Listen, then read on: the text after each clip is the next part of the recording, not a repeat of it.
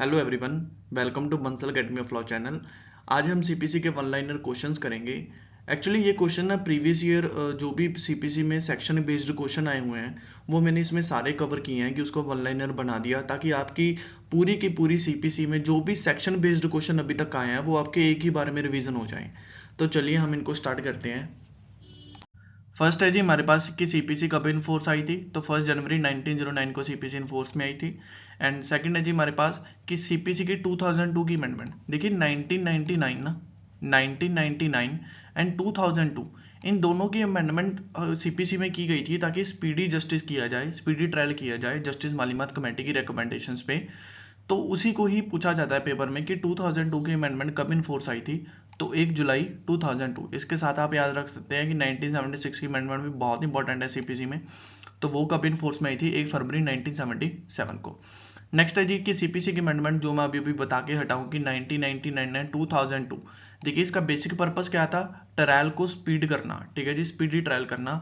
तो इसकी रिकमेंडेशन किसने दी थी, मालिमात कमेटी ने, ठीक है जी। नेक्स्ट है जी हमारे पास कि सीपीसी क्या क्या है, एक प्रोसीजरल लॉ है। सीपीसी में 51 ऑर्डर्स एंड 158 सेक्शंस हैं, ठीक है जी। उसके बाद आपको एक बात और ध्यान में रखनी है कि जो सेक्शंस हैं वो हमेशा ओवरराइड करेंगे ऑर्डर से। तो यही बात मैंने साइड लिखी हुई है कि orders under the first schedule can not override sections, ठीक है जी। कहने का मतलब सेक्शन क्या है वो ओवरराइड कर सकते हैं ऑर्डर्स को। कैन, इसका सिंपल मीनिंग क्या है, मैं आपको सिंपल सी बात समझाता हूँ कि हमारे पास सेक्शन में क्या लिखा हुआ है कि जो चीज करनी है वो चीज लिखी हुई है। फॉर एग्जांपल सेक्शन में बताया हुआ है कि डिफेंडेंट को सम्मन जाएंगे, ठीक है जी, कि डिफेंडेंट को सम्मन सर्व होंगे, लेकिन सम्मन कैसे सर्व होंगे वो किस में लिखा हुआ है, ऑर्डर्स में। तो इसका मतलब ऑर्डर्स कभी भी सेक्शन को ओवरराइड नहीं कर सकते, क्योंकि सेक्शन ही हमें इनेबलिंग प्रोविजन दे रहा है, ठीक है जी। सेक्शन हमें बता रहा है कि आपको ये काम करना है एंड ऑर्डर्स हमें उस काम करने का तरीका बता रहा है, ठीक है जी। ओके, एंड आपको ये भी बात ध्यान में रखनी है कि procedure are the handmaid of justice, thereby orders cannot override the sections, ठीक है जी। स्टेटमेंट बेस्ड क्वेश्चन पूछा जाता है पेपर्स में। उसके बाद है जी नेक्स्ट की सीपीसी नॉट अप्लाई टू, ये हम सेक्शन 1 में चले गए हैं कि सीपीसी कहाँ पे अप्लाई नहीं होती है, नागालैंड एंड ट्राइबल एरिया में। उसके बाद सेक्शन 2 में हमारे पास डेफिनेशंस दी हुई है। तो डेफिनेशन में क्वेश्चंस क्या आते हैं हमारे पास कि डिक्री जो कि कहाँ पे डिफाइन की हुई है, सेक्शन 2 में। सबसे पहले तो यही मोस्ट इंपॉर्टेंट क्वेश्चन है कि डिक्री कहाँ पे डिफाइंड है, सेक्शन 2 क्लॉज 2 में। इसके बाद एसेंशियल्स क्या है डिक्री के, कि ये फॉर्मल एक्सप्रेशन एडजुडिकेशन होती है कोर्ट की, ठीक है जी, जो कि डिटरमिन क्या करती है, सब्सटेंटिव राइट। ये पेपर में कंफ्यूज किया जाता है कि determine procedural law, procedural right नहीं, सब्सटेंटिव राइट, ठीक है जी। जो राइट कौन से, जो डिस्प्यूट में, ठीक है जी। उसके बाद डिक्री कितने टाइप्स की हो सकती है, डिक्री काफी टाइप्स की हो सकती है, लेकिन मेनली जो हमें सेक्शन 2 में एक्सप्रेसली बताया गया है, preliminary, final and partial preliminary and partially final. एक डिक्री और भी होती है डीम्ड डिक्री, जो आई थिंक 10 में लिखा हुआ है कि rejection of plaint and restitution, ठीक है जी। रिजेक्शन ऑफ प्लेंट कहाँ दिया हुआ है, ऑर्डर 7 रूल 11 में, ठीक है जी। इसमें कुछ कंडीशंस बताई गई है जब कोर्ट क्या कर सकती है, प्लेंट को रिजेक्ट कर सकती है। एंड सिमिलरली एक रेस्टिट्यूशन होता है, restitution of decree. Restitution of decree का क्या मतलब है कि मान लीजिए एक पर्सन है, ठीक है जी, ए है, इसके फेवर में डिक्री पास हो गई, लेकिन बाद में जब अपील डाली गई, बी ने अपील डाली, तो बी को अपीलेंट कोर्ट ने बताया कि डिक्री तो बी के फेवर में जानी चाहिए। तो अभी ए ने जो डिक्री के बेनिफिट उठा लिए थे, या जो भी उसके पास प्रॉपर्टी चली गई थी, उसने जो भी कुछ मींस प्रॉफिट हो गया या जो भी हुआ, तो उस सबको रेस्टिट्यूशन किया जाएगा किसके पास, बी के पास। इसी को बोलते हैं रेस्टिट्यूशन। तो ये भी क्या होगी, ए भी क्या मानी जाएगी, एक डिक्री मानी जाएगी, डीम्ड डिक्री मानी जाएगी, ठीक है जी। चलिए नेक्स्ट पे चलते हैं। नेक्स्ट है जी हमारे पास dismissal for default is not a decree. देखिए ये ना आपको ध्यान में रखना है कि हमारे पास पेपर में क्वेश्चन कैसा पूछा जाएगा। को पेपर में क्वेश्चन आएगा कि which of the following is not a decree. Not a decree पे ज्यादातर क्वेश्चंस आते हैं कि which of the following is not a decree. आपको 4 ऑप्शन दिए जाएंगे, 4 ऑप्शन में से आपको एक चूज करना होगा जो डिक्री नहीं होगा। तो आप डायरेक्ट ही याद करके रखें कि पेपर में कैसे कैसे ऑप्शंस आ सकते हैं, वो मैंने सारे अरेंज किए हुए हैं। देखिए पहले तो हमने याद कर लिया कि एक तो ऑर्डर 7 रूल 11, जिसमें क्या है, rejection of plaint. Rejection of plaint क्या है, डिक्री है, ठीक है जी। रिजेक्शन ऑफ प्लेंट क्या है, डिक्री है। उसके बाद हमने एक सेकंड देखा था कि रेस्टिट्यूशन। रेस्टिट्यूशन जो सेक्शन किसमें दिया हुआ है, 144 में, तो वो भी क्या है, डिक्री है। लेकिन हमारे पास एक थर्ड ऑप्शन आ गई अभी कि डिसमिसल फॉर डिफॉल्ट, ये क्या है, डिक्री नहीं है, ठीक है जी। क्योंकि अगर डिफॉल्ट पे कोई चीज डिसाइड हो रही है, मान लीजिए प्लेंटिफ ही नहीं आ रहा, प्लेंटिफ नहीं आया तो कोर्ट ने डिसमिस फॉर डिफॉल्ट कर दिया, तो जो डिफॉल्ट की वजह से कुछ डिसमिस हो रहा है, तो उस डिसमिसल पे सब्सटेंटिव राइट तो डिसाइड नहीं हुए, क्योंकि डिक्री की डेफिनेशन में सब्सटेंटिव राइट डिटरमिन होने चाहिए, लेकिन सब्सटेंटिव राइट ही नहीं डिटरमिन हुए, कुछ वहां पे डिफॉल्ट की वजह से प्लेंटिफ ही नहीं आ रहा, या कोई और डिफॉल्ट है, तो वहां पे डिक्री ही डिसाइड नहीं होगी, तो वो क्या होगी, डिक्री नहीं होगी। उसके बाद क्या है जी, रिटर्न ऑफ प्लेंट। देखिए ये आपको ध्यान में रखना है, ये है रिटर्न, लेकिन ऑर्डर 7 और रूल 11 में क्या था, रिजेक्शन। तो rejection he return, return of plaint क्या है, नोट अ डिक्री, लेकिन रिजेक्शन ऑफ प्लेंट ऑर्डर 7 और रूल 11 क्या है, डिक्री है। पेपर में यही सबसे ज्यादा कंफ्यूज किया जाता है। उसके बाद एक पेपर में ये बड़ा कंफ्यूज किया जाता है, क्योंकि हम ऑर्डर पढ़ लेते हैं, ऑर्डर मतलब डिक्री नहीं होगा, ठीक है जी, बट इन रियलिटी क्या है कि ऑर्डर ऑफ अबेटमेंट, ठीक है जी, अबेटमेंट का जो भी ऑर्डर होता है तो वो क्या होता है, डिक्री होता है, ठीक है जी। नेक्स्ट है जी हमारे पास dismissal for want of evidence और टाइम बार। देखिए टाइम बार और वांट ऑफ एविडेंस की वजह से डिक्री पास हुई है, लेकिन डिफॉल्ट की वजह से तो नहीं, इसीलिए जो वांट ऑफ एविडेंस और टाइम बार की वजह से जो भी डिक्री पास हो रही है तो उसको हम क्या कहेंगे, डिक्री कहेंगे, ठीक है जी। उसके बाद है जी नेक्स्ट हमारे पास डेफिनेशंस हैं जी, जो इंपॉर्टेंट डेफिनेशन है मैंने सिर्फ वही चूज किए हैं जो बार बार लास्ट ईयर पेपर में आ रही है, सारी डेफिनेशंस नहीं उठाई हैं, ठीक है जी। हमारे पास नेक्स्ट डेफिनेशन है कि डिक्री होल्डर, डिक्री होल्डर कहाँ दिया हुआ है, 2-3 में। डिक्री होल्डर की डेफिनेशन में ना ये लाइन अक्सर पूछी जाती है, मतलब आपको ऑप्शंस दिए जाएंगे और उसमें से यही लाइन पूछी जाती है कि decree holder need not to be a party to a suit. बहुत इंपॉर्टेंट है जी, कि डिक्री होल्डर जरूरी नहीं है कि वो पार्टी टू द सूट होना चाहिए, और डिक्री होल्डर ये भी जरूरी नहीं है कि वो प्लेंटिफ ही होना चाहिए। डिक्री होल्डर प्लेंटिफ भी हो सकता है, डिफेंडेंट भी हो सकता है, या कोई थर्ड पार्टी भी हो सकती है, ठीक है जी। And this term not confined to the plaintiff, ये बात जो मैंने अभी बोली है कि डिक्री होल्डर कोई भी हो सकता है। डिक्री होल्डर का मतलब ये है कि जिसके पास डिक्री है, जिस जो भी कोर्ट ने डिक्री साइड की है, जिसके हक में पास हुई है डिक्री, मे बी वो प्लेंटिफ हो, मे बी वो डिफेंडेंट हो, मे बी वो थर्ड पार्टी हो, ठीक है जी, तो वो क्या होगा, डिक्री होल्डर होगा, ठीक है जी। नेक्स्ट है जी हमारे पास फॉरेन कोर्ट। फॉरेन कोर्ट कहाँ दी हुई है, 2-5 में, ठीक है जी। फॉरेन कोर्ट क्या है, जो आउटसाइड इंडिया हो, ठीक है जी, and not establish by central government. ये और नहीं है, ये आपको ध्यान रखना है, ये एंड है। इसका मतलब क्या है कि जो भी फॉरेन कोर्ट कौन सी कोर्ट होगी, जो एक तो आउटसाइड इंडिया होनी चाहिए, पहली बात कि इंडिया से तो बाहर होनी चाहिए, एंड सेकंड थिंग अगर वो इंडिया से बाहर है तो वहां पे सेंट्रल गवर्नमेंट के द्वारा कंटिन्यू नहीं होनी चाहिए। कहने का मतलब एक फॉरेन कोर्ट है जो इंडिया में है लेकिन सेंटर कंटिन्यू नहीं कर रहा, तो उसको हम फॉरेन कोर्ट नहीं कहेंगे। मतलब एक कोर्ट जो इंडिया में है तो ऑब्वियसली वो फॉरेन कोर्ट की डेफिनेशन में आएगी नहीं। अगर वो इंडिया से बाहर है तो उसकी सेकंड कंडीशन फुलफिल करनी है, कौन सी, कि वो सेंट्रल गवर्नमेंट की तरफ से कंटिन्यू नहीं होनी चाहिए, ठीक है जी। नेक्स्ट है जी कि फॉरेन जजमेंट। फॉरेन जजमेंट क्या है जी हमारे पास 2-6 में, ठीक है जी। और इस पे क्वेश्चन एक और याद रखना आपने, वैसे तो हम आगे करेंगे कि फॉरेन जजमेंट कब कंक्लूसिव होगी, ये कहाँ बताया हुआ है, सेक्शन 13 में। उसके बाद 13 में, उसके बाद है जी judgment is not defined under section 29 of CPC, कि जो जजमेंट है कहाँ पे डिफाइंड है, 29 ऑफ सीपीसी में, ठीक है जी। ये डायरेक्ट क्वेश्चन आपको याद रखना है। जजमेंट होती क्या है, ये grounds of decree and order and decree होते हैं, जजमेंट में grounds of order and decree. उसके बाद जजमेंट डेटर क्या होता है, जो डिक्री होल्डर के अगेंस्ट होगा ना, जिसके अगेंस्ट डिक्री पास होगी वो क्या होगा, जजमेंट डेटर। कहने का मतलब एक केस में जब डिक्री पास होती है, एक तो होता है डिक्री होल्डर जिसके पास डिक्री होती है, और एक होता है जजमेंट डेटर, ठीक है जी, जो जजमेंट का क्या बन गया, डेटर बन गया, ठीक है जी। वो कहाँ पे लिखा हुआ है, 210 में, person against room decrease past. Next है जी लीगल रिप्रेजेंटेटिव। लीगल रिप्रेजेंटेटिव कहाँ दिए हुए हैं, सेक्शन 211 में।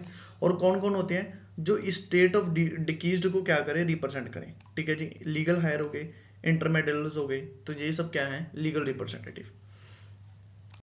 नेक्स्ट है जी हमारे पास कि सेक्शन 211 में हमारे पास किसकी डेफिनेशन है, लीगल रिप्रेजेंटेटिव। इसमें पेपर में क्वेश्चन पूछा जाता है कि लीगल रिप्रेजेंटेटिव कौन नहीं है, 4 ऑप्शन दे दिए जाएंगे, इनमें से कौन नहीं है, ठीक है जी। तो आपको याद रखना है ऑफिशियल, असाइनी और रिसीवर, ये लीगल रिप्रेजेंटेटिव की डेफिनेशन में नहीं आते हैं। उसके बाद है जी 212 में हमारे पास किसकी डेफिनेशन है, मीन प्रॉफिट्स। मीन प्रॉफिट्स क्या है कि कोई भी रॉन्गफुल पोजेशन में, ठीक है जी, रॉन्गफुल पोजेशन में जो प्रॉफिट्स लिए जाए, कैसे लिए जाए, या तो एक्चुअली रिसीव या फिर might have with ordinary diligence receive. इसका मीनिंग क्या है, इसका मीनिंग ये है कि मान लीजिए कोई ए पर्सन है, इसकी ये प्रॉपर्टी है, ठीक है जी, कोई ए पर्सन है, इसकी ये प्रॉपर्टी है, और इसने क्या किया, बी आ गया, बी ने इस प्रॉपर्टी पे रॉन्गफुल पोजेशन कर लिया, ठीक है जी। प्रॉपर्टी किसकी है, ए की, लेकिन पोजेशन किसने ले लिया, बी ने। तो जब बी ने इस पे पोजेशन ले लिया तो इसने, बी ने इस प्रॉपर्टी को रेंट पे दे दिया। रेंट पे इसने कितने दिया, 3000 पे। तो बी ने ये क्या किया, एक्चुअली रिसीव प्रॉफिट, तो ये क्या हो गए, मीन प्रॉफिट्स हो गए। और अगर मान लीजिए बी ने इस प्रॉपर्टी को ना तो रेंट पे लिया, कुछ भी नहीं किया, और ए इस प्रॉपर्टी को अक्सर 2000 पे रेंट पे देता था, तो कहने का मतलब अगर बी भी इसको रेंट पे देता तो एटलीस्ट 2000 तो कमाता ना। तो क्या कर, तो बी वो प्रॉपर्टी भी might have with ordinary diligence, या तो वो एक्चुअली रिसीव कर रहा है कुछ प्रॉफिट्स, या फिर वो माइट मतलब कर सकता था अपनी ऑर्डिनरी डिलीजेंस से, तो वो सारे प्रॉफिट्स क्या होंगे, मेन प्रॉफिट्स होंगे। नेक्स्ट है जी 214 में हमारे पास क्या है जी, ऑर्डर की डेफिनेशन। 215 में क्या है जी, प्लीडर। एंड 217 में क्या है जी, पब्लिक ऑफिसर। देखिए ये मैंने बीच बीच में लिखी हुई हैं, तो ये आपको सारे ही याद रखने हैं, ठीक है जी। जो इंपॉर्टेंट है पेपर में पूछे जा रहे हैं वही मैंने यहाँ पे लिखे हुए हैं। तो पब्लिक ऑफिसर कहाँ है, 217 में। और एक बात और याद रखनी है कि सरपंच ऑफ ग्राम पंचायत वो क्या होता है, पब्लिक ऑफिसर नहीं होता है।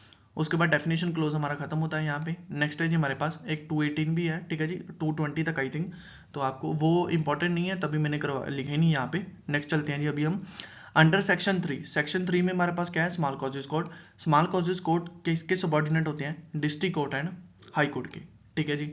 नेक्स्ट है जी पेक्यूनरी जुरिडिक्शन। पेक्यूनरी जुरिडिक्शन क्या होती है, देखिए जुरिडिक्शन का मीनिंग है पावर, पेक्यूनरी का मीनिंग है अमाउंट, मनी, कि कोर्ट कितनी अमाउंट या मनी तक के मैटर सुन सकती है, उसको हम बोलेंगे पेक्यूनरी जुरिडिक्शन। पेक्यूनरी जुरिडिक्शन कहाँ पे डिफाइन है, अंडर सेक्शन 6। लेकिन पेपर में क्वेश्चन पूछा जाता है सेक्शन 15 में से। सेक्शन 15 हमें बता रहा है कि जो भी हमने केस फाइल करना है वो लोएस्ट ग्रेड में करना है, ठीक है जी। लोएस्ट ग्रेड का मीनिंग क्या है, मैं भी आपको एग्जांपल देता हूँ कि फॉर एग्जांपल हमारे पास हाई कोर्ट है, ठीक है जी। उसके बाद उसके नीचे क्या है हमारे पास, डिस्ट्रिक्ट कोर्ट। उसके नीचे सिविल जज सीनियर डिवीजन, ठीक है जी। फिर सिविल जज जूनियर डिवीजन, एडिशनल डिस्ट्रिक्ट भी आते हैं, वो उसकी बात नहीं कर रहा, हम सिर्फ कोर्ट की बात कर रहे हैं, ठीक है जी। अभी मान लीजिए मेरे पास मैटर है 1 लाख का, ठीक है जी, 1 लाख तक का मैटर है, और 1 लाख तक का मैटर हाई कोर्ट भी सुन सकती है, डिस्ट्रिक्ट कोर्ट भी, और सिविल जज सीनियर डिवीजन भी, और जूनियर डिवीजन भी, ठीक है जी।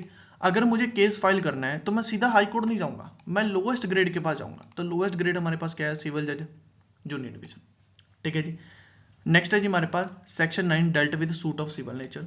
अभी सब्जेक्ट, अभी पेक्यूनरी जुरिडिक्शन कहाँ पे है, 6 में, लेकिन सब्जेक्ट मैटर जुरिडिक्शन कहाँ पे है जी हमारे पास, सेक्शन 9 में। सेक्शन 9 हमें सब्जेक्ट बता रहा है कि किस सब्जेक्ट के रिगार्डिंग कोर्ट में जाया जाएगा, सिविल कोर्ट में, तो वो कौन से सूट हो गए, suit of civil nature. Directly आप क्वेश्चन भी याद रख सकते हैं कि सब्जेक्ट मैटर जुरिडिक्शन कहाँ पे है, सेक्शन 9 में, जो हमें ये बता रही है कि सिविल कोर्ट्स में कैसे केसेस जाएंगे जो सिविल नेचर के होंगे, ठीक है जी। उसके बाद है जी all civil courts have jurisdiction to try all suits of civil nature. तो ये कहाँ पे लिखा हुआ है, सेक्शन 9 में। एक्सेप्ट, एक्सेप्ट कौन से, suit of which their cognizance is expressly और इम्प्लाइडली बार। देखिए एक्सप्रेसली बार तो मतलब जहाँ पे डायरेक्टली मना किया हुआ है कि हम इस कोर्ट में नहीं जा सकते। फॉर एग्जांपल काफ़ी केसेस होते हैं, जैसे फॉर एग्जांपल कोई मान लीजिए कोई भी केस है जहाँ पे एक्सप्रेसली बार किया हुआ है कि इसमें इसके लिए आप कोर्ट में नहीं जा सकते। फॉर एग्जांपल रेस जुडिकाटा, अगर कोई चीज़ रेस जुडिकाटा से बाहर है तो उसके लिए हम दोबारा से कोर्ट में नहीं जा सकते। तो ये क्या हो गया, कुछ चीज़ें हमारे पास एक्सप्रेसली दी हुई हैं और कुछ चीज़ें इम्प्लाइडली होती हैं कि कुछ चीज़ों पे इम्प्लाइडली बार होता है कि हम इसके लिए फ्रेश सूट नहीं फाइल कर सकते हैं, ठीक है जी। तो वो चीज़ें एक्सप्रेसली अगर इम्प्लाइडली बार नहीं है, ठीक है जी, और वो सिविल नेचर के हैं, तो कोर्ट क्या कर सकती है, उनको ट्राई कर सकते हैं। ये कहाँ पे दिया हुआ है, सेक्शन 9 में। नेक्स्ट है जी फॉर डिटरमिन सेक्शन 9। सेक्शन 9 को डिटरमिन करने के लिए कोर्ट क्या देखेगी, अवरमेंट्स इन द प्लेंट ओनली। कहने का मतलब रिटन स्टेटमेंट क्या बोल रही है, एविडेंसेस क्या है, उस पे बेसिस पे सेक्शन 9 डिसाइड नहीं होगा। मतलब सूट सिविल नेचर का है या नहीं, ये कैसे डिसाइड होगा, प्लेट को देख के, ठीक है जी। चलिए नेक्स्ट चलते हैं। नेक्स्ट है जी हमारे पास कि सिविल नेचर सूट्स आर। देखिए हमारे पास ना पेपर में क्वेश्चन आता है कि which of the following are the suits of civil nature, which of the following is not a civil nature. तो वो अलग अलग लिस्ट आती है, वो मैंने लगभग सारी ही लिस्ट जो बार बार पेपर में आ रही है वो मैंने यहाँ पे प्रिपेयर कर दी है। और वैसे भी आपको अगर ध्यान में रखना है कि मतलब मान लीजिए पेपर में क्वेश्चन आ गया और आपको पता नहीं चल रहा कि ये सिविल नेचर का है या नहीं, तो आपको क्या याद रखना है, सेक्शन 9। सेक्शन 9 हमें क्या बता रहा है कि सारे ही सूट सिविल नेचर के हैं। उसमें अगर प्रॉपर्टी और ऑफिस का क्वेश्चन आ रहा है तब भी वो सिविल नेचर का है, लेकिन आपने क्या चीज डिटरमिन करनी है कि जो चीज, जो डिस्प्यूट, जो मेन डिस्प्यूट है उसमें अगर सिविल राइट है, ठीक है जी। कहने का मतलब अगर जो मेन डिस्प्यूट है उसमें अगर सिविल राइट है तो वो सिविल नेचर का है।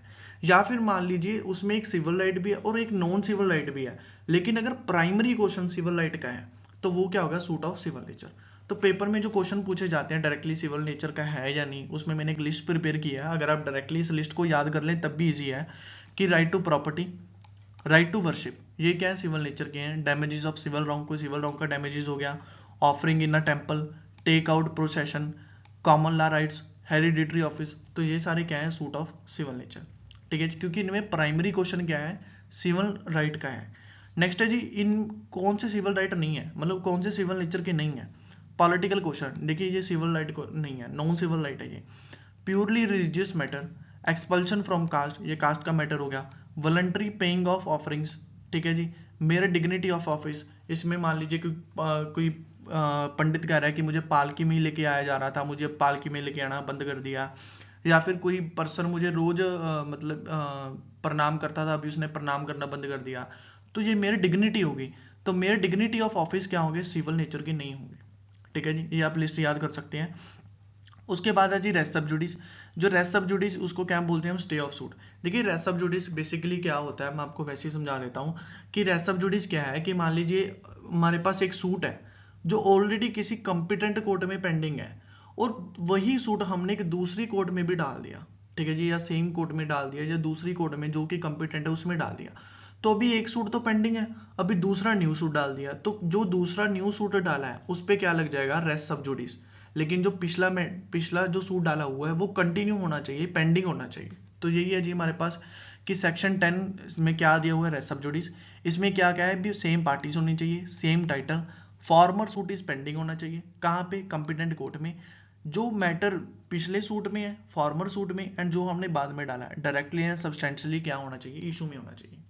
उसके बाद एक हमारे पास सेक्शन 10 की एक्सप्लेनेशन है जो हमें बता रही है कि फॉर्मर सूट मतलब जो पहले सूट फाइल किया गया है वो फॉरेन कोर्ट में नहीं होना चाहिए। कहने का मतलब एक सूट है जो फॉरेन कोर्ट में है, मतलब कनाडा में हमने सूट फाइल कर दिया, फिर सेम सूट हमने इंडिया में फाइल कर दिया, तो अब इंडिया वाले सूट पे रेस सब जुडिस नहीं लगेगा। कहने का मतलब फॉर्मर कोर्ट मतलब जिसमें हमने पहले सूट फाइल किया है वो फॉरेन कोर्ट नहीं होनी चाहिए, ठीक है जी। नेक्स्ट है जी हमारे पास जो सेक्शन 10 है उसके प्रोविजन क्या है, मैंडेटरी है। उसके बाद मतलब कोर्ट को स्टे करना ही पड़ेगा। उसके बाद इन केस ऑफ रेस्ट, अच्छा एक और आप ध्यान में रख सकते हैं कि अगर मान लीजिए कोर्ट ने स्टे नहीं किया, ठीक है जी, दूसरी डिफेंडेंट पार्टी ने या किसी पार्टी ने ऑब्जेक्शन नहीं डाली, कोर्ट को नहीं पता चला कि सूट पेंडिंग है और डिक्री पास होगी, तो वो डिक्री नल एंड वॉइड नहीं होगी, ठीक है जी। उसके बाद इन केस ऑफ रेस्ट सब जुडिस में अंडर सेक्शन 10 में, ठीक है जी, the court can pass, court क्या कर सकती है उसमें, इंट्रीम ऑर्डर्स दे सकती है, मतलब कोई टेम्परेरी इंजंक्शन लगा सकती है, ऐसे इंट्रीम ऑर्डर दे सकती है, ग्रांट ऑफ इंजंक्शन कर सकती है, अपॉइंटमेंट ऑफ रिसीवर कर सकती है। तो वो कोर्ट मतलब सब्सिक्वेंट कोर्ट सूट को डिसाइड नहीं कर सकती, लेकिन इंट्रीम ऑर्डर क्या कर सकती है, पास कर सकती है। उसके बाद है जी सेक्शन 11। सेक्शन 11 हमें रेस जुडिकाटा के में बता रहा है। सेक्शन 10 और सेक्शन 11 में सिर्फ इतना सा डिफरेंस है कि सेक्शन 10 में रेस सब जुडिस में सूट पेंडिंग होना चाहिए फॉर्मर कोर्ट में, लेकिन रेस जुडिकाटा में सूट ऑलरेडी डिसाइड हो चुका है। सूट डिसाइड हो चुका है तो कोर्ट सेक्शन जो सब्सिक्वेंट कोर्ट है वो कुछ भी नहीं कर सकती, ना तो वो ऑर्डर्स पास कर सकती है, ना ही वो सूट को डिसाइड कर सकती है, ना ही सूट का ट्रायल कर सकती है, ठीक है जी। तो यही है कि सेक्शन 10 सेक्शन 11 में क्या है, रेस जुडिकाटा, इसमें क्या है, बार ऑफ सब्सिक्वेंट सूट, लेकिन इसमें क्या आता है, स्टे ऑफ सूट, इसमें क्या है, बार ऑफ सब्सिक्वेंट सूट। इसमें सेम चीज, सेम पार्टीज होनी चाहिए, सेम टाइटल, फॉर्मर सूट होना चाहिए, जो डिसाइड किसके द्वारा होना चाहिए, कंपिटेंट कोर्ट के द्वारा, and directly and substantially issue होना चाहिए, ठीक है जी। उसके बाद रेस जुडिकाटा है किस पे बेस्ड है, 3 मैक्सिम, ये आपको याद रखने हैं, पेपर में पूछे जा सकते हैं कि which of the following is not maximum of res judicata, ये तीनों ऑप्शन में होंगे, चौथा कोई और होगा, ठीक है जी। इंटरेस्ट रिपब्लिक वुड सिट फिनिस लिटियम, कि it is interest of the state की there must be end to litigation. नेमो डेट बिस बिक्सेरी प्रो यूनाइटेडम कॉजा, कि ये डबल जियो पार्टी का भी प्रिंसिपल है, ठीक है जी, कि किसी भी पर्सन को 2 बार ट्रायल में नहीं लेके आया जा सकता। रेस जुडिकाटा प्रो विर्चुओ ऑसिपिटर, इसका मीनिंग ये है कि जो रेस जुडिकाटा कि जो सूट ऑलरेडी डिसाइड हो चुका है उस पे ऊपर क्या लग जाएगा, रेस जुडिकाटा लग जाएगा, बारो सूट हो जाएगा। नेक्स्ट है जी रेस जुडिकाटा applies to suits as well as execution proceedings. देखिए एग्जीक्यूशन प्रोसीडिंग के बारे में बताया गया है एक्सप्लेनेशन 7 ऑफ सेक्शन 11 में कि एग्जीक्यूशन प्रोसीडिंग पे भी रेस जुडिकाटा लगेगा। देन है जी कि प्रिंसिपल ऑफ रेस जुडिकाटा के जो भी इसके प्रोविजन है वो क्या मैंडेटरी, ठीक है जी, कोर्ट को माननी पड़ेंगे प्रोविजंस। एंड नेक्स्ट है जी रेस जुडिकाटा को प्लेंटिफ एंड को डिफेंडेंट के बीच में भी लगेगा। कहने का मतलब अगर ए एंड बी का सूट है, ए एंड बी प्लेंटिफ है, तो ये आपस में क्या होगा, को प्लेंटिफ, इन दोनों में भी क्या होगा, रेस जुडिकाटा लगेगा। देन रेस जुडिकाटा का जो प्रिंसिपल है वो रूल ऑफ लॉ के ऊपर बेसिस है। देखिए ये बात आप मेरी ध्यान से समझे कि हमारे पास रेस जुडिकाटा के जो प्रोविजंस हैं वो सेक्शन 11 सीपीसी में दिए हुए हैं, लेकिन रेस जुडिकाटा अपने आप में कॉमन लॉ का प्रिंसिपल है, ठीक है जी, कि जो रूल ऑफ लॉ का एक प्रिंसिपल है रेस जुडिकाटा। इसी वजह से क्वेश्चन हमेशा पेपर में पूछा जाता है कि क्या रिट प्रोसीडिंग एंड पीआईएल पे रेस जुडिकाटा लगेगा। देखिए इस बात को आप ध्यान से समझें, रिट प्रोसीडिंग एंड पीआईएल ये दोनों किसके मैटर है, कॉन्स्टिट्यूशन के। तो कॉन्स्टिट्यूशन पे तो सीपीसी नहीं लगेगा, तो क्या फिर क्वेश्चन दिमाग में आता है अगर सीपीसी नहीं लगेगा तो रेस जुडिकाटा लगेगा रिट प्रोसीडिंग एंड पीआईएल पे। तो इसका आंसर है यस लगेगा। क्यों लगेगा, क्योंकि हमारे पास आर्टिकल 14 है, आर्टिकल 14 कॉन्स्टिट्यूशन का। कॉन्स्टिट्यूशन का आर्टिकल 14 हमें बता रहा है कि हमारे पास रूल ऑफ लॉ का प्रिंसिपल इंडिया में अप्लाई होता है। तो रूल ऑफ लॉ में क्या दिया हुआ है, res judicata. That's why writ proceeding and PIL पे रेस जुडिकाटा लगता है, not because of CPC but because of rule of law principle, ठीक है जी। एंड देन एक और बात पेपर में पूछी जाती है कि रिट प्रोसीडिंग, रिट कितने टाइप्स की होती है, जैसे हमारे कॉन्स्टिट्यूशन में 5 टाइप की रिट दी हुई है, उन 5 टाइप पे ही सभी रिट पे ही रेस जुडिकाटा लगता है, नहीं 4 पे लगता है। 5वीं मतलब हैबियस कॉर्पस की रिट पे रेस जुडिकाटा का प्रिंसिपल नहीं लगता है, ये बात आपको ध्यान में रखनी है। इसका रीजन क्या है, इसका रीजन सिंपल है जी कि हैबियस कॉर्पस की रिट ना चेंजिंग नेचर की होती है, कि मतलब सर्कमस्टांसेस बहुत जल्दी चेंज हो जाते हैं हैबियस कॉर्पस में। दैट्स वाई रेस जुडिकाटा का प्रिंसिपल हैबियस कॉर्पस की रिट पे नहीं लगता है, ठीक है जी। और वैसे भी ये आर्टिकल 19 और 21 को डायरेक्टली इंपैक्ट करता है, ठीक है जी। नाउ नेक्स्ट है जी एक्सप्लेनेशन 4 ऑफ सेक्शन 11। इसमें क्या दिया हुआ है, कंस्ट्रक्टिव रेस जुडिकाटा। देखिए क्या होता है कि जो मैटर ऑलरेडी डिसाइडेड है, ठीक है जी, कोई मैटर जो प्रीवियसली ऑलरेडी डिसाइडेड है फॉर्मर सूट में, तो सब्सीक्वेंट सूट में हम उसको नहीं लेके आएंगे, इसको हम क्या बोलेंगे, रेस जुडिकाटा।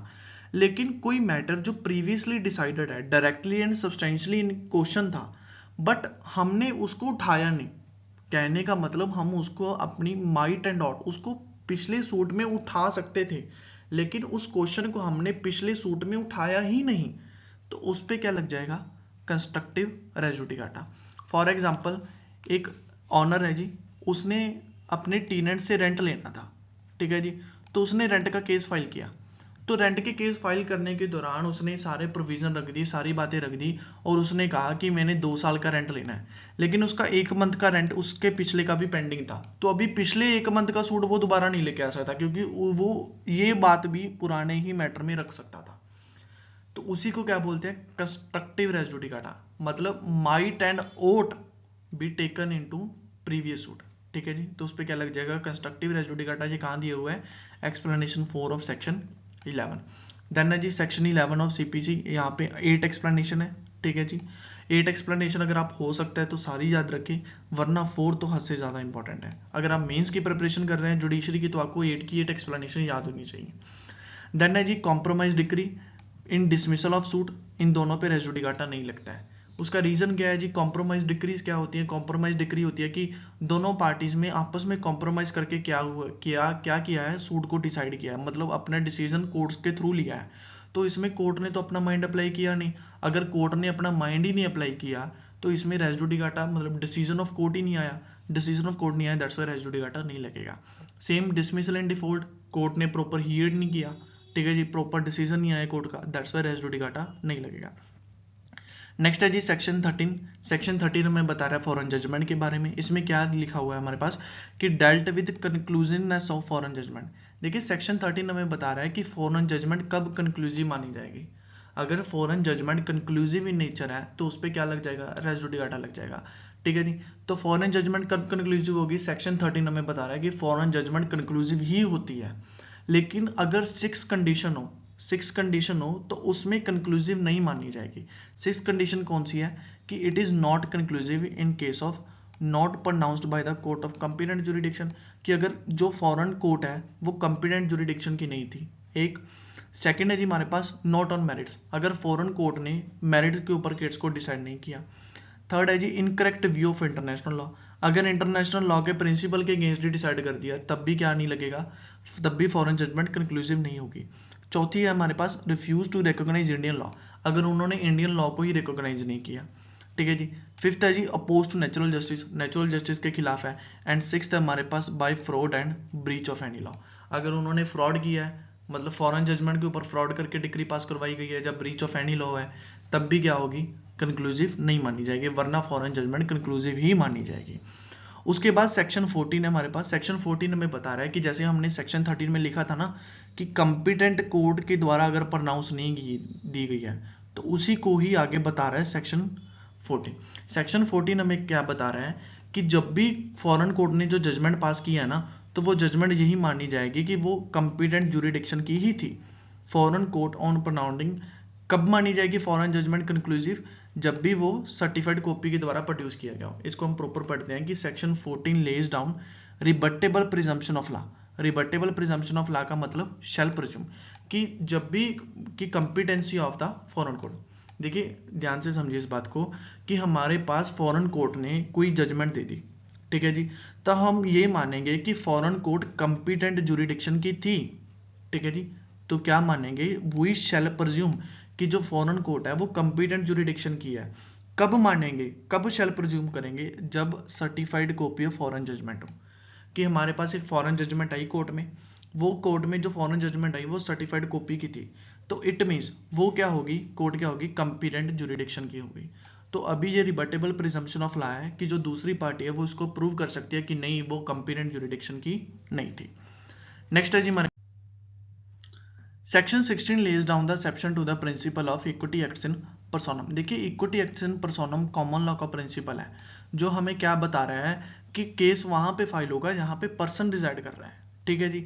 लेकिन सेक्शन 16 हमें बता रहा है कि केस कहां पे फाइल होगा जहां पे इमूवेबल प्रॉपर्टी रिसाइड कर रही है, यहाँ पे इमूवेबल प्रॉपर्टी सिचुएट कर रही है, सॉरी रिसाइड नहीं सिचुएट कर रही है।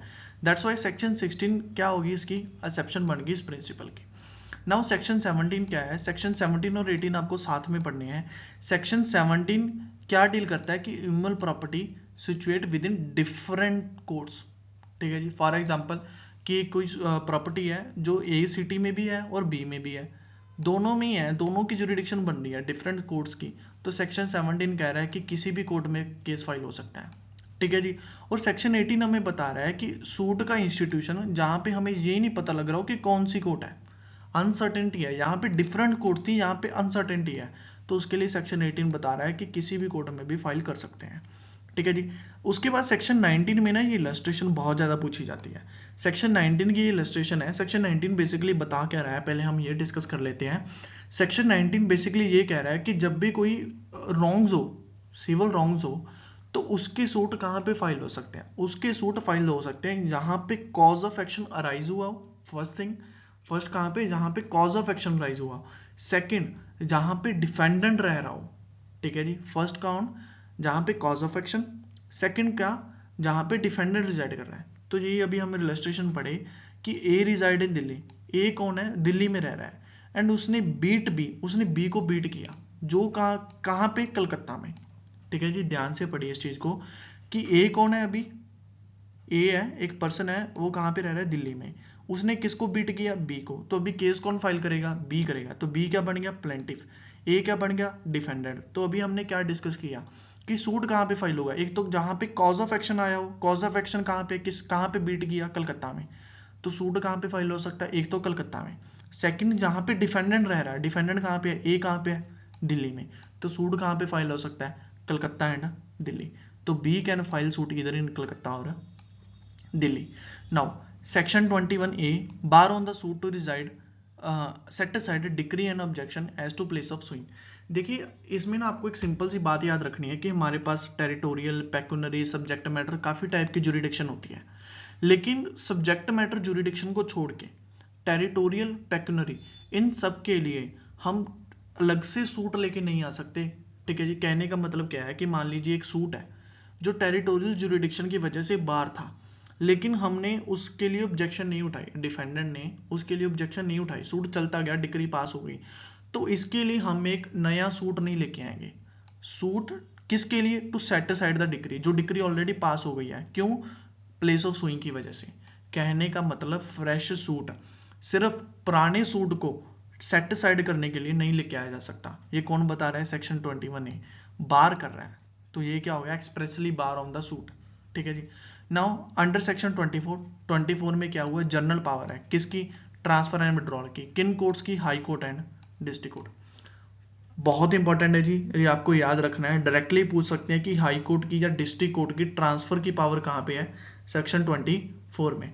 नेक्स्ट है जी सेक्शन 26। सेक्शन 26 हमें क्या बता रहा है कि एवरी प्लेंट, जो भी प्लेंट आएगी वो क्या होगी, एफिडेविट से प्रूव्ड की जाएगी। ठीक है जी, पेपर में पूछ लेते हैं डायरेक्टली क्वेश्चन की every plaint should be proved by what, ठीक है जी, एफिडेविट्स। ठीक है जी, अंडर सेक्शन 32, सेक्शन 32 में क्या है कि कोर्ट कंपेल कर सकती है अटेंडेंस, किसकी अटेंडेंस, जिसको वो सम्मन भेज सकती है। ठीक है जी, जिनको सम्मन भेज सकती है उनकी अटेंडेंस कंपेल कर सकती है, कैसे, फाइन लगा के। पहला क्या होगा, फाइन, फाइन कितना, नॉट एक्सीडिंग 5000, ये आपको याद रखना है, डायरेक्टली पेपर में पूछा जा सकता है कि फाइन कितना, नॉट एक्सीडिंग 5000, या फिर वारंट इशू करके अरेस्ट के। ठीक है जी, या फिर attachment and sale of property. Next है जी सेक्शन 34 हमें इंटरेस्ट के बारे में बता रहा है, बस आपको इतना याद रखना है कि इंटरेस्ट कितना, नॉट एक्सीडिंग 6% पर एनम। ठीक है जी, प्रीलिम्स का डायरेक्ट क्वेश्चन बनता है कि सेक्शन 34 में बताया गया जो इंटरेस्ट कितना, नॉट एक्सीडिंग 6% पर एनम। चलिए नेक्स्ट पे चलते हैं, सेक्शन 35A, सेक्शन 35B। देखिए सेक्शन 35A एंड बी ना, ये डायरेक्टली पेपर में क्वेश्चन आता है कि compensatory cost for vexatious claim and defence कौन से सेक्शन में है, 35A में। कॉजिंग डिले के लिए कॉस्ट कहाँ पे है, 35B में। और दूसरी बात आपको याद रखनी है कि जो कंपनसेटरी कॉस्ट है विक्सेशियस क्लेम और डिफेंस के लिए वो कितनी हो सकती है, 3000 तक। ठीक है जी, नेक्स्ट एग्जीक्यूशन प्रोविजन कहाँ पे है, 36 टू लेके 74 section and order 21 CPC। Next है जी डिक्री में एग्जीक्यूट बाय द कोर्ट। देखिए सेक्शन 38 है, सेक्शन 38 हमें बता रहा है कि डिक्री कौन एग्जीक्यूट कर सकता है, एक तो कोर्ट जिसने डिक्री पास की है, जिसने डिसीजन दिया है, एक तो वो कोर्ट, एंड सेकंड कोर्ट जहां पे डिफेंडेंट की प्रॉपर्टी है। मान लीजिए डिक्री पास की है मोहाली कोर्ट ने, ठीक है जी, एक मोहाली की कोर्ट है जिसने डिक्री पास की, उसको पता चला कि एक बठिंडा में डिफेंडेंट की प्रॉपर्टी है, तो वो डिक्री किसको पास कर देगी, बठिंडा की कोर्ट को एग्जीक्यूशन के लिए। ठीक है जी, तो एक तो कौन सी कोर्ट होगी जिसने डिक्री पास की, और एक दूसरी कोर्ट जिसको डिक्री ट्रांसफर की गई, ट्रांसफरी कोर्ट। ठीक है जी, तो डिक्री में be execute by the who pass the decree and which to decree is sent for execution, मतलब ट्रांसफरी कोर्ट। ठीक है जी, तो डिक्री जिसने पास की गई है उसके बारे में लिखा हुआ है सेक्शन 37 में, जो ट्रांसफरी कोर्ट है उसके बारे में लिखा हुआ है सेक्शन 39 में। ठीक है जी, section 37 dealt with the court which pass the decree and section 39 dealt with the transferee court. ये डायरेक्टली सेक्शन बेस्ड क्वेश्चन है। नेक्स्ट है जी प्रोविजन फॉर सेक्शन 39 क्या है जी, परमिसिव एंड नॉट मैंडेटरी। ये provision permissive and not mandatory in nature है। Section 42 हमें बता रहा है ट्रांसफरी कोर्ट की पावर्स। उसमें एक क्वेश्चन हर बार बहुत इंपॉर्टेंट है, हम लाइन ही पढ़ लेते हैं कि court to whom decree transfer for execution, किसकी बात कर रहे हैं ये, ट्रांसफरी कोर्ट की, कि transferee court can not execute decree, कि ट्रांसफरी कोर्ट डिक्री को एग्जीक्यूट नहीं करेगी एट द इंस्टेंस, मतलब किसके इंस्टेंस पे, किसके कहने पे, ट्रांसफरी ऑफ डिक्री। इसका मीनिंग क्या बन गया कि फॉर एग्जांपल एक ए पर्सन है जो डिक्री होल्डर है, इसने अपनी डिक्री ट्रांसफर कर दी बी को, तो बी क्या बन गया, ट्रांसफरी ऑफ डिक्री। तो कहने का मतलब बी के कहने पे कोर्ट क्या करेगी, डिक्री को एग्जीक्यूट नहीं करेगी। नेक्स्ट है जी सेक्शन 46 प्रिसेप्ट।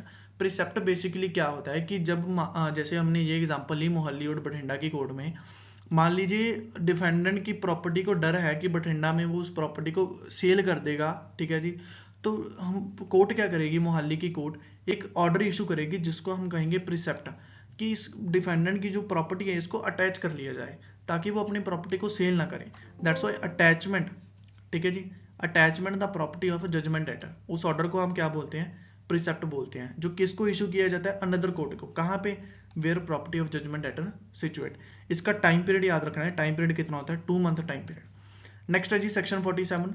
सेक्शन 47 बहुत इंपॉर्टेंट है, आपको याद रखना है। इसमें क्या लिखा हुआ है कि जो एग्जीक्यूटिंग कोर्ट है वो क्या डिसाइड करेगी, कौन से मैटर डिसाइड करेगी। हर बार पेपर में ये 4 ऑप्शन पूछी जाती है और पूछा जाता है कि चौथी ऑप्शन कौन सी नहीं है, कौन सा मैटर नहीं डिसाइड कर सकती है। ठीक है जी, तो एग्जीक्यूशन कोर्ट कौन से मैटर डिसाइड कर सकती है, डिस्चार्ज, एग्जीक्यूशन एंड सेटिस्फैक्शन। बहुत बहुत इंपॉर्टेंट है जी कि एग्जीक्यूशन कोर्ट सिर्फ 3 तरह के मैटर्स डिसाइड कर सकती है, 3 तरह के क्वेश्चन डिसाइड कर सकती है, डिस्चार्ज के रिलेटेड, एग्जीक्यूशन के रिलेटेड एंड सेटिस्फैक्शन के रिलेटेड। नेक्स्ट है जी कि section 51 deals with the mode of execution. ठीक है जी, डायरेक्टली पेपर में क्वेश्चन आ जाता है कि मोड ऑफ एग्जीक्यूशन का सेक्शन कौन सा है, सेक्शन 51। ठीक है जी, एंड मोड्स कौन से हैं, डिलीवरी ऑफ एनी प्रॉपर्टी, किसी भी प्रॉपर्टी को डिलीवरी, उसकी अटैचमेंट एंड सेल, ठीक है जी, sale without attachment, arrest and detention, appointment of receiver. तो हमारे पास सेक्शन 51 में 5 तरह के मोड बताए गए हैं। पहला मोड कौन सा है कि प्रॉपर्टी को डिलीवरी कर देना, सेकंड अटैचमेंट एंड सेल कर देना, या फिर सेल कर देनी विदाउट अटैचमेंट, या फिर अरेस्ट एंड डिटेंशन या रिसीवर अपॉइंट करना। नेक्स्ट है जी सेक्शन 52। सेक्शन 52 हमें बता रहा है इन्फोर्समेंट ऑफ डिक्री अगेंस्ट एलआरस। एलआरस के अगेंस्ट डिक्री को इन्फोर्स करने का सेक्शन कौन सा है? 52। Section 55 deals with arrest and detention, ठीक है जी, अरेस्ट एंड डिटेंशन के लिए डिटेल प्रोविजन कौन सा हमारे पास? सेक्शन 55। सेक्शन 56 ये इंपॉर्टेंट आपको ध्यान में रखना है, ये बता रहा है कि women can not be arrest in execution of money decree. अगर मनी डिक्री की एग्जीक्यूशन करनी है, मनी डिक्री का मतलब कि किसी से क्लेम लेना है, ठीक है जी, तो उस मनी डिक्री के क्लेम में, उसकी एग्जीक्यूशन में कभी भी वुमेन को अरेस्ट नहीं किया जा सकता। सेक्शन 58 है जी, सेक्शन 58 हमें बता रहा है कि जब भी मतलब अरेस्ट करनी है मनी डिक्रीज में, तो वो कितनी होनी चाहिए, कितनी टाइम पीरियड के लिए हो सकती है। देखिए अगर मनी अप टू 2000 है तो कोई अरेस्ट नहीं होगा, ये इंपॉर्टेंट है, डायरेक्टली पेपर के क्वेश्चन है कि अगर 2000 तक की है तो नो अरेस्ट, अगर 2000 टू 5000 तक है तो 6 वीक तक, मैक्सिमम 6 वीक, अगर अबव 5000 है तो मैक्सिमम कितना? 3000, ठीक है जी, ये आपको ध्यान में रखना है। उसके बाद ना पेपर में एक क्वेश्चन आता है सेक्शन 60 में। सेक्शन 60 में हमें बताया गया है कि कौन कौन सी प्रॉपर्टी अटैचेबल है, कौन कौन सी प्रॉपर्टी अटैचेबल नहीं है। तो उसी में से ना 4 ऑप्शंस आपको दे दिए जाएंगे और पूछा जाएगा कि इनमें से कौन सी प्रॉपर्टी को अटैच नहीं किया जा सकता। तो उसमें ना हर बार जो जितने भी प्रीवियस ईयर क्वेश्चन है उसमें से 90% क्वेश्चंस में बुक्स ऑफ अकाउंट है, ठीक है जी, बुक्स ऑफ अकाउंट को अटैच नहीं किया जा सकता, ठीक है जी। और एक मेंटेनेंस सैलरी के बारे में पूछा जाता है, वो भी हम डिस्कस कर लेते हैं कि जब भी अगर बात हो अदर देन मेंटेनेंस की, डिक्री हो अदर देन मेंटेनेंस, तो तब कितनी अटैच हो सकती है? Salary 1000 plus 2/3 can not be attach. कहने का मतलब अगर किसी पर्सन की सैलरी 10,000 है, ठीक है जी, किसी पर्सन की सैलरी कितनी है? 10,000, तो 10,000 में से 1000 माइनस कर दो, कितना रह गया? 9,000, और 9,000 का भी हम लेंगे 2/3, 2/3 लेंगे तो इसको हम 3 से काटेंगे तो ये आएगा 3000, तो मतलब 6,000। तो कहने का मतलब किसी पर्सन की 6,000 प्लस ये 1000, 7,000 प्रॉपर्टी अटैच नहीं हो सकती। तो कितनी अटैच हो सकती है? तो उसमें आ जाएगा 1/3। 1/3 किसका? अगर हम सैलरी में 1000 निकाल दें। लेकिन अगर वही डिक्री ऑफ मेंटेनेंस हो, अगर किसकी डिक्री है? मेंटेनेंस की, तो 1/3 अटैच नहीं हो सकता। तो कितना अटैच हो सकता है? 2/3। इसको आप ऐसे याद रख सकते हैं, सिंपल सा याद रखने का मेथड ये है कि मान लीजिए वाइफ है, उसने मेंटेनेंस क्लेम करना है, तो वो अपने हस्बैंड का 2/3 प्रॉपर्टी अटैच करवा लेगी। लेकिन कोई थर्ड पर्सन है, उसने मेंटेनेंस के लिए करवाना है, तो वाइफ अपना 1/3 वहां पे रखेगी। तो कहने का मतलब वहां पे सिर्फ कितना अटैच होगा? 1/3। लेकिन अगर मेंटेनेंस का है तो 2/3। ये सिर्फ याद रखने का मेथड है कि अगर अदर देन मेंटेनेंस डिक्री है तो 1/3 अटैच होगा, अगर मेंटेनेंस की डिक्री है तो 2/3। नेक्स्ट है जी promissory note, money, bank notes, cheque, bill of change, hundis, ये सब क्या है? अटैचेबल है, ठीक है जी। नेक्स्ट पे चलते हैं। Where immovable property is sold in execution of decree and such a sale has become absolute, the property shall be deemed to have vested in a purchaser from the time when the property is sold। देखिए ये question अक्सर paper में पूछा जाता है कि अगर immovable property है उसको सोल्ड किया जाता है एग्जीक्यूशन में, ठीक है जी, तो जो परचेजर होगा, जो परचेजर है उसमें प्रॉपर्टी कब वेस्ट करेगी, यही पूछा जाता है। प्रीलिम्स में ये क्वेश्चन बहुत रिपीटेड होता है कि from the time when the property sold. Next है जी हमारे पास कमीशन के बारे में। कमीशन के बारे में आपको याद रखना है, हमारे पास ऑर्डर कौन सा है? ऑर्डर 26, और सेक्शन है 75 से लेकर 78 तक। देखिए जी सेक्शन 75 हमें क्या बता रहा है कि कमीशन किस मतलब पावर टू इशू कमीशन कि जो कोर्ट है किन किन केसेस में कमीशन को इशू कर सकती है। तो ये आपको याद रखने हैं। पेपर में क्वेश्चन कैसा आता है? पेपर में क्वेश्चन आता है कि आपको 4 ऑप्शन दे दी जाएंगी, उनमें से पूछा जाएगा कि in which of the following commission court can not issue the commission, कि जो 4 ऑप्शन हैं इनमें से कोई एक ऑप्शन ऐसी होगी जिनमें कमीशन इशू नहीं हो सकता। तो कमीशन वैसे किन में इशू हो सकता है? कमीशन इशू हो सकता है to examine a person, accounts examine करने के लिए, पार्टीशन एग्जीक्यूट करने के लिए, कुछ मिस्टीरियस एक्ट के लिए, सेल कंडक्ट करवाने के लिए, कुछ scientific and technical expert investigation के लिए। लेकिन फिर कमीशन किन के लिए इशू नहीं होता? जो प्रीवियस ईयर क्वेश्चंस हैं उनमें से अक्सर क्या दिया होता है? Execution of decree, arrest of person, framing issues, conduct sale, ऐसे केसेस में कमीशन इशू नहीं होता है। नेक्स्ट है जी हमारे पास सेक्शन 77, ये डायरेक्ट सेक्शन बेस्ड क्वेश्चन आता है कि लेटर ऑफ रिक्वेस्ट कहाँ पे दिया हुआ है? सेक्शन 77 में। उसके बाद है जी हमारे पास सेक्शन 80। सेक्शन 80 में बेसिकली क्या दिया हुआ है कि जब भी हमने गवर्नमेंट के खिलाफ केस करना है, ठीक है जी, जब भी हमने गवर्नमेंट के खिलाफ केस करना है, तो जब गवर्नमेंट के किसी पब्लिक ऑफिसर के खिलाफ केस करना है तो उस टाइम 2 मंथ का नोटिस पीरियड देना जरूरी है। किसको? गवर्नमेंट को, ठीक है जी, सैंक्शन लेने के लिए। नेक्स्ट है जी सेक्शन 8, जो सेक्शन 80 है उसके प्रोविजन क्या है? मैंडेटरी। नेक्स्ट है जी हमारे पास where the decree is pass against the union of India और the state for the act done in official capacity, ठीक है जी, कोई डिक्री है जो किसके खिलाफ पास हुई है? यूनियन ऑफ इंडिया और स्टेट के गवर्नमेंट के खिलाफ पास हुई है। किस मतलब डिक्री किस चीज के लिए?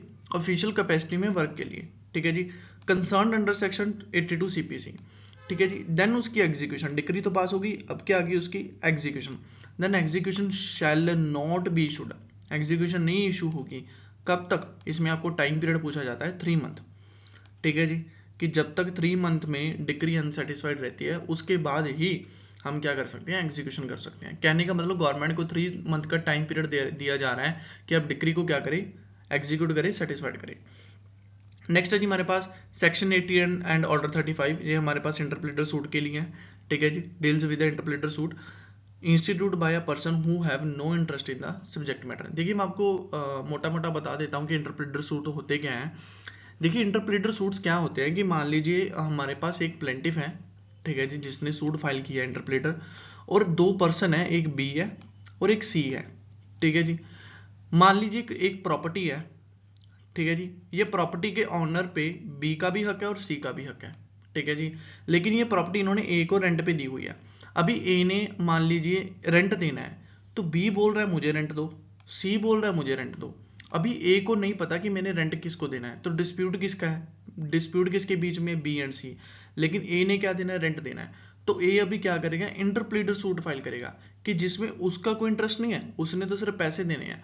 जो मेन इंटरेस्ट है किसका है? डिफेंडेंट्स का है, ठीक है जी। तो डिफेंडेंट्स के आपस में डिस्प्यूट हो तो प्लेंटिफ ने लेकिन कुछ ना कुछ देना है, कुछ ना कुछ सब्जेक्ट मैटर है, ठीक है जी, लेकिन उसका जो मेन सब्जेक्ट मैटर है मतलब इस प्रॉपर्टी में, इस रेंट में उसका कोई इंटरेस्ट नहीं है, ठीक है जी, तब क्या फाइल कर सकते हैं हम? इंटरप्लेटर सूट। नेक्स्ट है जी हमारे पास सेक्शन 89 इंसर्टेड बाय 1999। देखिए सेक्शन 89 बेसिकली डील किसके बारे में करता है? एडीआर के बारे में, अल्टरनेटिव डिस्प्यूट रेजोल्यूशन के बारे में। तो इसमें अक्सर क्वेश्चन पूछा जाता है कि कौन कौन से मेथड 89 में दिए हुए हैं, ठीक है जी। तो ये आपको याद रखना है, आर्बिट्रेशन, कॉन्सिलेशन, लोक अदालत एंड मेडिएशन, ये 4 मेथड दिए हुए हैं। नेक्स्ट है जी हमारे पास सेक्शन 90 एंड ऑर्डर 36, डायरेक्टली पूछ लेते हैं कि फ्रेंडली सूट्स का सेक्शन कौन सा है या ऑर्डर कौन सा है, ठीक है जी। तो सेक्शन 90 एंड ऑर्डर 36। नेक्स्ट है जी हमारे पास सेक्शन 91 जो बेसिकली डील करता है पब्लिक न्यूसेंस के बारे में। इसमें बेसिकली एक ही क्वेश्चन पूछा जाता है कि 2 और मोर पर्सन केस फाइल कर सकते हैं, कैसे? With the leave of court, ठीक है जी, with the leave of court 2 और मोर पर्सन केस फाइल कर सकते हैं, ठीक है जी, चाहे उनको कोई स्पेशल डैमेज हुआ है या नहीं हुआ है। नेक्स्ट है जी हमारे पास सेक्शन 91, ये एडवोकेट जनरल। देखिए ये अटॉर्नी जनरल नहीं है, ये एडवोकेट जनरल है। ये भी आपको ध्यान रखना है कि एडवोकेट जनरल भी क्या कर सकता है? पब्लिक न्यूसेंस के बारे में केस फाइल कर सकता है। इसको लीव ऑफ कोर्ट नहीं चाहिए, लेकिन अगर 2 और मोर पर्सन फाइल कर रहे हैं तो उनको क्या चाहिए? Leave of court. नेक्स्ट है जी सेक्शन 92, वो भी सूट्स के बारे में डील करता है, किसके? पब्लिक चैरिटी में। देखिए 91 डील कर रहा है पब्लिक न्यूसेंस के बारे में और सेक्शन 92 डील कर रहा है पब्लिक चैरिटी। 92 पे एक और क्वेश्चन पूछा जाता है कि doctrine of cypres, doctrine of cypres कहाँ दिया हुआ है? तो वो भी कहाँ पे है? सेक्शन 92 में। नेक्स्ट है जी हमारे पास सेक्शन 94, ये डील कर रहा है supplementary proceedings. Supplemental proceedings basically वो प्रोसीडिंग्स होती हैं जिनका जजमेंट पे डायरेक्टली इंपैक्ट नहीं होता, ठीक है जी, जो जजमेंट को डायरेक्टली इंपैक्ट नहीं करती, लेकिन जब भी सूट चल रहा है, ठीक है जी, ट्रायल के दौरान जब जो भी प्रोसीडिंग्स होती हैं, ठीक है जी, जिनका जजमेंट पे तो डायरेक्टली इंपैक्ट नहीं है लेकिन वो सूट्स के दौरान जरूरी है, जैसे टेम्परेरी इंजंक्शन हो गया, ठीक है जी, रिसीवर अपॉइंटमेंट हो गया, तो ये सारी क्या होते हैं? सप्लीमेंटल प्रोसीडिंग्स होते हैं। तो अभी हम देख लेते हैं कि कौन कौन सी हमारे पास। एक तो है अरेस्ट बिफोर जजमेंट, ठीक है जी, जो ऑर्डर 38 में है। उसके बाद है जी अटैचमेंट बिफोर जजमेंट, जो भी 38 में है। Arrest, attachment, temporary injunction order 39, appointment of receiver order 40। Next है जी हमारे पास सेक्शन 96। सेक्शन 96 हमें क्या बता रहा है कि every decree is appealable. Most important thing है जी, ये आपको याद रखना है कि एवरी डिक्री क्या होती है, अपीलेबल होती है, लेकिन कुछ डिक्री अपीलेबल नहीं होती। कौन कौन सी? एक तो कॉम्प्रोमाइज डिक्री। क्यों कॉम्प्रोमाइज डिक्री अपीलेबल क्यों नहीं है? क्योंकि दो पार्टीज ने अपने आप में कॉम्प्रोमाइज किया है, तो अभी वो उसी डिक्री के खिलाफ थोड़ी आगे जाएंगे, क्योंकि वो उनका क्या है, कॉम्प्रोमाइज है। ठीक है जी। हाँ, अगर कॉम्प्रोमाइज डिक्री फ्रॉड से हुई हो देन वो क्या कर सकते हैं, अपील कर सकते हैं। नेक्स्ट है जी हमारे पास decree of small causes code. जो स्मॉल कॉजेज कोड की डिक्री है किसके, लेस देन 10,000 रुपीज। अगर 10,000 रुपीज से कम की स्मॉल कॉजेज कोड की डिक्री है तो वो भी क्या है, अपीलेबल नहीं है। ठीक है जी। उसके बाद एक और याद रख सकते हैं आप कि जो एक्स पार्टी डिक्री है, ठीक है जी, जो क्या है हमारी एक्स पार्टी डिक्री, वो भी क्या है, अपीलेबल है। वरना एक्स पार्टी को हम ये समझते हैं कि दूसरी पार्टी को तो सुना नहीं, शायद वो अपीलेबल नहीं होगी। नहीं, वो अपीलेबल है, वो डीम्ड डिक्री मानी जाती है, प्रॉपर डिक्री मानी जाती है। अगर डिफेंडेंट नहीं आता है तो यही समझा जाता है कि डिफेंडेंट ने सब कुछ एडमिट कर लिया। इट आई मीन टू से कि यही समझा जाता है कि डिफेंडेंट प्रेजेंट था उस टाइम। ठीक है जी। नेक्स्ट है जी हमारे पास सेक्शन 100। सेक्शन 100 है हमारे पास सेकंड अपील के बारे में, कि डिक्री क्या है, अपीलेबल हो सकती है, लेकिन सेकंड अपील हो सकती है। सेकंड अपील एक तो याद रखना है आपने, कहाँ पे होगी, हाई कोर्ट में होगी। मोस्ट इंपॉर्टेंट क्वेश्चन है कि सेकंड अपील कहाँ पे होती है, हाई कोर्ट में। ठीक है जी। और सेकंड अपील होगी क्यों, जब भी सब्सटेंटिव क्वेश्चन ऑफ लॉ होगा। ठीक है जी। जब भी सब्सटेंटिव क्वेश्चन ऑफ लॉ क्या होगा, इन क्वेश्चन होगा, तभी क्या होगी, सेकंड अपील होगी। चलिए नेक्स्ट पे चलते हैं। Section 102, no second appeal for money decree. Money decrees होती हैं उनमें सेकंड अपील नहीं होगी। कब? If amount not exceed ₹25,000। Prelims में बहुत रिपीटेडली ये क्वेश्चन पूछा जाता है कि मनी डिक्री में अपील नहीं होगी। कब नहीं होगी? जब अमाउंट 25,000 से कम ज़्यादा ना हो, मतलब 25,000 से क्या हो, कम हो। नेक्स्ट है जी कि in second appeal appreciation of evidence not permissible. ठीक है जी, क्योंकि सब्सटेंटिव क्वेश्चन ऑफ लॉ की बात हो रही है तो एप्रिसिएशन ऑफ एविडेंस नहीं होती है, सॉरी परमिसिबल नहीं होती है। नेक्स्ट है जी हमारे पास 104 और with order, read with order 43। देखिए ये हमें बता रहा है कि कौन कौन से ऑर्डर अपीलेबल होंगे। Every decree is appealable but every order is not appealable. तो ऑर्डर कौन कौन से अपीलेबल होंगे वो हमें बताया हुआ है सेक्शन 104 और ऑर्डर 43 में। सेक्शन 104 में सेक्शंस बताए हुए हैं कि किन किन सेक्शंस में ऑर्डर अपीलेबल होंगे, मतलब जो हमारे पास बॉडी का पार्ट है सेक्शन 1 टू लेके 158 तक, उसमें जो जो ऑर्डर्स पास हो रहे हैं उन ऑर्डर्स में से कौन से अपीलेबल हैं, ये कौन बता रहा है, सेक्शन 104। और हमारे पास 1 टू लेके 51 तक ऑर्डर है, तो उन ऑर्डर्स में से कौन कौन से ऑर्डर अपीलेबल होंगे वो क्या बता रहा है, ऑर्डर 43। ठीक है जी, ये लिस्ट प्रोवाइड की गई है, तो आप लिस्ट एक बार पढ़े तो अच्छा है आपके लिए। ठीक है जी। Provide the order which are appealable. And एक बात और याद रखनी है आपको, ऑर्डर्स पे सेकंड अपील कभी भी नहीं हो सकती। ठीक है जी, कोई भी ऐसा ऑर्डर नहीं है जिसपे सेकंड अपील क्या हो, अलाउड हो। नेक्स्ट है जी हमारे पास सेक्शन 107। ये सेक्शन बेस्ड क्वेश्चन आ जाता है कि एपिलेंट कोर्ट की पावर कहाँ पे है, 107 में। ठीक है जी। कौन कौन सी पावर दी हुई है वहाँ पे, determine case finally, remand a case, to frame issues and refer them for a trial. ठीक है जी। Take additional evidences. नेक्स्ट है जी हमारे पास रेफरेंस। रेफरेंस पे डायरेक्ट हमारे पास सेक्शन बेस्ड क्वेश्चन आता है कि रेफरेंस कहाँ पे दिया हुआ है, सेक्शन 113 और ऑर्डर 46 में। ठीक है जी। रेफरेंस कब होगी, जब भी कोई वैलिडिटी ऑफ एनी एक्ट क्या होगी, क्वेश्चन होगी, मतलब कि उस एक्ट में वैलिडिटी या कॉन्स्टिट्यूशनल प्रोविजन उसके डायरेक्टली क्वेश्चन में है। ठीक है जी। तो तब भी क्या होगी, रेफरेंस होगी। डायरेक्टली क्वेश्चन आता है कि रेफरेंस किसको जाएगी, टू द हाई कोर्ट। ठीक है जी। रिव्यू। ठीक है जी। रिव्यू मतलब अपनी ही जजमेंट को दोबारा देखना। ठीक है जी। ये कहाँ पे है, सेक्शन 114, रीड विद ऑर्डर 47 में। ये कब होगा, जब error on apparent face of record, जब हमें जो जजमेंट में एरर फेस ऑफ रिकॉर्ड पे प्राइमा फेसाई शो हो रहा है, तभी हम क्या करेंगे, रिव्यू करेंगे।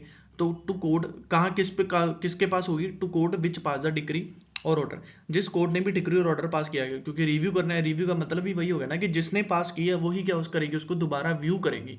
री दा मतलब रीविजिट, रिव्यू। ठीक है जी। It lies when an appeal is allowed by CPC. Appeal तो अलाउड है बट नहीं, क्योंकि अगर अपील में पर्सन चला गया ना तो तब रिव्यू की तो जरूरत ही नहीं है, तो तब तो अपीलेंट कोर्ट डिसीजन दे देगी। लेकिन अगर मान लीजिए कि हमारे पास क्या है, अपील के प्रोविजन है, लेकिन बंदा वो अपील में नहीं जा रहा, ठीक है जी, appeal has been not preferred, then क्या हो सकती है, रिव्यू, क्योंकि अपील में ही नहीं गया तो वहां पे तो चेंज हो ही नहीं सकती अभी। तो अच्छा, सेकंड क्या केस क्या है कि अगर अपील ही ना अलाउड हो, अगर वहां पे हमारे पास अपील के प्रोविजन ही नहीं है, तब भी क्या होगी, रिव्यू हो सकता है। ठीक है जी। और थर्ड क्या है, decision on reference from a court of small causes. Small causes court के अगर कोई डिसीजन है तो उसमें अगर रेफरेंस किया गया है तब भी हम क्या कर सकते हैं, रिव्यू कर सकते हैं। उसके बाद है रिवीजन। रिवीजन हमारे पास सेक्शन 115 में है। आपको एक बात याद रखनी है कि रिवीजन के लिए कोई भी ऑर्डर नहीं है। ठीक है जी। रिवीजन किसको लाई करेगी? हाई कोर्ट को। देखिए रेफरेंस किसके पास होगा? हाई कोर्ट के पास। रिव्यू किसके पास होगा? जो कोर्ट जजमेंट पास कर रही है। एंड रिवीजन किसके पास होगी? हाई कोर्ट के पास।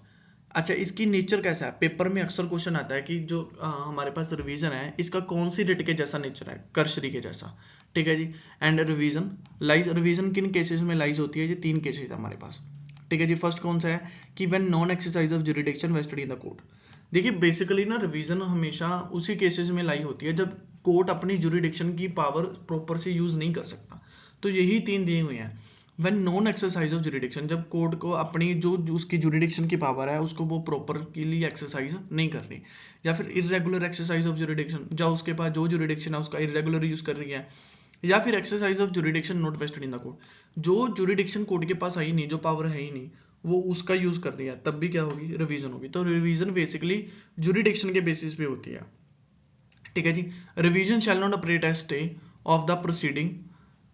ठीक है जी। ये आपको बहुत इंपॉर्टेंट है, बहुत ज़्यादा ये बात। देखिए इसमें क्या लिखा हुआ है कि जब भी मान लीजिए सूट चल रहा है, ठीक है जी, ट्रायल कोर्ट में सूट चल रहा है, उसने अपनी ओवर जुरिडिक्शन यूज कर ली या फिर इरेगुलर जुरिडिक्शन यूज कर रही है, तब हमने हाई कोर्ट में अप्रोच किया रिवीजन पे। तो रिवीजन का मतलब ये नहीं होगा कि जो ट्रायल में सूट चल रहा है उस पर स्टे हो जाए। तो यही बात लिखी हुई है कि revision shall not operate as stay, ठीक है जी, टू द प्रोसीडिंग। लेकिन स्टे कब मानी जाएगी? वेयर सच सूट और proceeding is stayed by the high court. कहने का मतलब क्या है कि जब तक हाई कोर्ट एक्सप्रेसली स्टे नहीं करती तब तक क्या है, वो प्रोसीडिंग चलती जाएंगी। नेक्स्ट है जी हमारे पास सेक्शन 132। वो क्या कर रहा है? कुछ वुमेन्स को एग्जम्प्ट कर रहा है। एग्जम्प्ट किस चीज के लिए? Personal appearance from the court. कौन सी वुमेन? जो अपनी कस्टम और मैनर की वजह से बाहर अपीयर नहीं हो सकते हैं। ठीक है जी। ना उसके बाद है सेक्शन 133। वो क्या कर रहा है? एग्जम्प्ट कर रहा है पर्सनल अपीयरेंस किनकी? President, vice president, speaker of Lok Sabha, state legislative assemblies, ministers of union और स्टेट गवर्नर्स, जजेस ऑफ सुप्रीम कोर्ट और हाई कोर्ट। ठीक है जी। Chairman of state legislative councils. ठीक है जी। सेक्शन 87 भी इंडियन फॉरेन रूलर्स। ये आप एक बार पढ़ लीजिए। ठीक है जी। एक बार पढ़ के अपने दिमाग से मतलब एक बार गो थ्रू हो जाइए इसे। नेक्स्ट है जी हमारे पास सेक्शन 135A। 135A बेसिकली क्या कर रहा है कि जो लेजिस्लेटिव बॉडीज के मेंबर्स है ना, लेजिस्लेटिव बॉडीज कौन सी? Lok Sabha, Rajya Sabha, state legislative assembly, state legislative councils. ठीक है जी। तो इन पर्सन के जो लेजिस्लेटिव बॉडीज के मेंबर्स हैं इनको क्या कर रहा है? एग्जम्प्ट कर रहा है किससे? अरेस्ट एंड डिटेंशन से। नेक्स्ट है जी हमारे पास पेपर में पूछ लिया जाता है ये क्वेश्चन कि एफिडेविट कौन कौन अथेंटिकेट कर सकता है? Affidavit can be authenticated by जज, मैजिस्ट्रेट और अ नोटरी। ठीक है जी। नाउ नेक्स्ट है जी हमारे पास सेक्शन 142। सेक्शन 142 हमें क्या बता रहा है कि all orders and notices served on and given to any person under the CPC shall be in writing. ठीक है जी। ये क्या बता रहा है कि कोई भी ऑर्डर्स या नोटिसेस जो किसी भी पर्सन को सर्व्ड कर रहे हैं या दिए जा रहे हैं, किसको? एनी पर्सन, अंडर किसके? सीपीसी में। शैल बी कैसे होंगे वो? इन राइटिंग। ठीक है जी। मतलब कोई भी नोटिस ऑरली नहीं दिया जा सकता। सेक्शन 144 हमें क्या बता रहा है? रेस्टिट्यूशन ऑफ डिक्री के बारे में। ये बेसिकली हमने पहले भी बात की थी कि रेस्टिट्यूशन ऑफ डिक्री होता क्या है। रेस्टिट्यूशन ऑफ डिक्री बेसिकली मान लीजिए एक ए पर्सन है और एक बी था, इन दोनों के बीच में केस था और डिक्री पास हो गई ए के फेवर में। ठीक है जी। तो ए के फेवर में डिक्री पास हो गई, तो जो एक प्रॉपर्टी का डिस्प्यूट था, ये प्रॉपर्टी अभी किसको मिल गई? ए को मिल गई। ठीक है जी। ए ने इस प्रॉपर्टी का यूज करना स्टार्ट कर दिया, लेकिन बाद में बी ने क्या किया? अपील में चला गया। तो अपील में जाके पता चला कि ये डिक्री ए के फेवर में गलत पास हुई है, डिक्री पास होनी चाहिए थी कि बी के फेवर में। तो अभी ए ने क्या किया? इस प्रॉपर्टी का पोजेशन भी ले लिया, इस प्रॉपर्टी को यूज भी कर लिया। तो अभी जो सारे के सारा इसने यूज किया है, इस प्रॉपर्टी का पोजेशन में है, तो सारा इसको क्या करना पड़ेगा? बी को रिस्टोर करना पड़ेगा ना, रेस्टिट्यूट करना पड़ेगा। तो वही है सेक्शन 144 क्या है? Restitution of decree. ठीक है जी। डिक्री को क्या करना? रेस्टिट्यूट करना। इसको क्या मानते हैं हम? सेक्शन डेफिनेशन 2 क्लॉज 2 की वजह से डीम्ड डिक्री। ठीक है जी। Restoring to a party on a modification, variation and reversal of decree. Restitution क्या है? बेसिकली पार्टी को दोबारा से रिस्टोर करना। नेक्स्ट है जी हमारे पास सेक्शन 148। सेक्शन 148 हमें बेसिकली क्या बता रहा है? Court can enlarge the time 30 days. देखिए इसमें क्या दिया हुआ है, सेक्शन 148 ने एक जनरल प्रोविजन है कि सीपीसी में टाइम पीरियड जितना भी है, कोर्ट के पास पावर है कि उस टाइम पीरियड को लार्ज कर सकती है 30 डेज। लेकिन इसका मतलब ये बिल्कुल भी नहीं है कि जहां पे सीपीसी में एक्सप्रेसली कोई टाइम पीरियड बताया गया है, for example someone can be served with in only 90 days, sorry, someone can be served in 30 days, but जो डिफेंडेंट है उसकी अपीयरेंस कोर्ट कब तक इनहेंस कर सकती है, 90 डेज तक। ठीक है जी, कि समन सर्व्ड हो गए, समन सर्व्ड होने के बाद डिफेंडेंट को 30 दिन में ही आना पड़ेगा, लेकिन वो 30 दिन में भी नहीं आ रहा, तो उसके लिए 90 डेज तक कोर्ट क्या कर सकती है, एक्सटेंड कर सकती है, एज पर ऑर्डर 8 रूल 1 या ऑर्डर 5 रूल 1, ये सभी में यही बताया गया है। लेकिन अगर डिफेंडेंट 90 डेज के बाद भी नहीं आ रहा, ठीक है जी, तो कोर्ट उसका टाइम पीरियड यहाँ पे एक्सटेंड नहीं कर सकती 148 में, क्योंकि वहां पे एक्सप्रेसली बताया हुआ है। कोर्ट उसका वहां पे वो अलग बात है कि ऑर्डर 8 रूल 10 में एक्सटेंड कर सकती है, वो अलग बात है।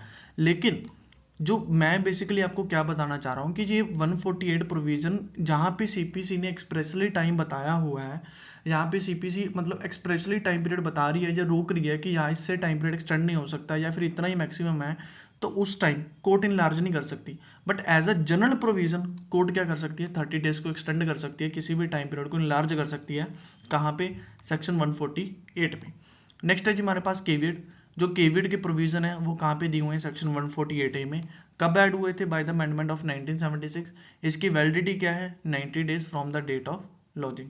देखिए केवियट बेसिकली होती क्या है, केवियट क्या है कि एक मतलब एक एप्लीकेशन की तरह है कि मतलब जो कि पर्सन कोर्ट में फाइल करता है कि अगर विद इन 90 डेज उसके खिलाफ कोई भी केस फाइल किया जाता है तो उसको क्या करे, नोटिस पीरियड मिल जाए, नोटिस मिल जाए एक पर्टिकुलर डिफेंडेंट की तरफ से कि अगर मान लीजिए, इसको आप ऐसे समझिए कि मान लीजिए कोई एक ए पर्सन है, ठीक है जी, सॉरी, कोई एक ए पर्सन है, ठीक है जी, इसको शक है कि बी इसके खिलाफ कोई केस फाइल कर सकता है, ठीक है जी, या बी इसके खिलाफ कोई कोर्ट में एक्स पार्टी डिक्री ले सकता है या टेम्परेरी इंजंक्शन ले सकता है, एक्स पार्टी टेम्परेरी इंजंक्शन, या कुछ भी इसको लगता है कि ये कोर्ट में इसके खिलाफ केस फाइल कर सकता है, तो ये क्या करेगा, केविड फाइल कर देगा। केविड की वैलिडिटी कितनी होगी, 90 डेज। तो विद इन 90 डेज अगर बी कोई भी केस फाइल करता है तो ए को क्या होगी, उसकी इन्फॉर्मेशन मिल जाएगी थ्रू द कोर्ट। ठीक है जी, चलिए नेक्स्ट पे चलते हैं। नेक्स्ट है जी हमारे पास सेक्शन 151। पहले तो आपको सेक्शन ही याद रखना है कि सेक्शन 151 है किसके लिए, बहुत इंपॉर्टेंट है ये, inherent powers of the court. कि कोई भी कोर्ट मतलब एनी कोर्ट जो सिविल लॉ केस को डील कर रही है तो उसके पास क्या है, इनहेरेंट पावर्स है सेक्शन 151 की। लेकिन वही अगर हम क्रिमिनल लॉ की बात करें, क्रिमिनल लॉ में सेक्शन 482 सीआरपीसी वो हमें बता रहा है कि जो क्रिमिनल लॉ की पावर्स हैं वो किसके पास है, इनहेरेंट पावर्स हाई कोर्ट के पास। ठीक है जी, नेक्स्ट है जी हमारे पास inherent power used to meet the end of justice and to prevent the abusing power of the court, abuse to the process of court. देखिए इनहेरेंट पावर यूज क्यों की जाती है, ये आपको याद रखना है। एंड ये एंड बहुत इंपॉर्टेंट है, पेपर में ना कंफ्यूजन किया जाता है स्टेटमेंट डाल के और एंड की जगह और डाल दिया जाता है, तो आपको याद रखना है कि इनहेरेंट पावर तब यूज होगी, एक तो to meet the end of justice, अगर वहां पे एंड जस्टिस इंश्योर करना हो, एंड कोर्ट की प्रोसेस अब्यूज हो रही है उस चीज को क्या करना हो, रोकना हो। ठीक है जी, नेक्स्ट है जी हमारे पास सेक्शन 152, वो हमें बता रहा है करेक्शन ऑफ क्लैरिकल और अर्थमेटिकल मिस्टेक्स। देखिए एक तो सेक्शन 153 है, वो है जनरल पावर टू अमेंड। ठीक है जी, जो पावर हमें ऑर्डर 6 रूल 17 में भी मिलती है। ठीक है जी, ये भी बहुत इंपॉर्टेंट है अमेंडमेंट का प्रोविजन, ऑर्डर 6 रूल 17। सिमिलरली अगर तो power general power to amend है वो तो हमारे पास है सेक्शन 153 में, लेकिन वही अगर बात करें हमारे पास सेक्शन 152 वो हमें बता रहा है करेक्शन ऑफ क्लैरिकल और अर्थमेटिकल मिस्टेक्स, कि क्लैरिकल और अर्थमेटिक मिस्टेक्स किस में है, जजमेंट्स में। तो वो जजमेंट्स की क्लैरिकल और अर्थमेटिक मिस्टेक किस में, जजमेंट्स, डिक्री और ऑर्डर्स में application by the any party तो क्या की जा सकती हैं, करेक्ट की जा सकती हैं। नेक्स्ट है जी हमारे पास सेक्शन 153 भी, वो हमें बता रहा है ओपन कोर्ट ट्रायल, कि ओपन कोर्ट ट्रायल में क्या होगा। ठीक है जी, जो सिविल केसेस का ट्रायल है वो ओपन कोर्ट में होगा, ये हमें कौन बता रहा है, सेक्शन 153 बी। ये आपको जनरल नॉलेज के लिए पता होना चाहिए। ठीक है जी, थैंक यू जी। मैंने ना इसमें मतलब सिर्फ इंपॉर्टेंट प्रोविजंस ही कवर किए हैं, मैंने इसमें ना तो केस लॉस कवर किए हैं ना ही कोई लीगल मैक्सिमम्स कवर किए हैं। तो जो भी इनमें लीगल मैक्सिमम और केस लॉ के क्वेश्चंस बन रहे हैं उसको हम सेपरेट डील कर लेंगे सेपरेट वीडियो में। एंड जो ऑर्डर्स रह गए हैं, ऑर्डर्स का भी मैं एक ऐसी वीडियो बनाने की कोशिश जरूर करूंगा कि ऑर्डर्स पे भी एक ऐसी कंप्लीट वीडियो बन जाए ताकि आपके कंप्लीट ऑर्डर्स एक ही बार में रिवीजन हो जाए। आप कोशिश कीजिए कि इस वीडियो को 1-2 बार देखें, एंड इसकी PDF मैं टेलीग्राम चैनल पे अवेलेबल करवा दूंगा। टेलीग्राम चैनल का लिंक मैं डिस्क्रिप्शन बॉक्स में पिन कर दूंगा या फिर कमेंट बॉक्स में पिन कर दूंगा। आप टेलीग्राम को ज्वाइन करें और वहाँ पे जो भी PDF होगी इसकी मैं अवेलेबल करवा दूंगा। ओके जी, थैंक यू जी।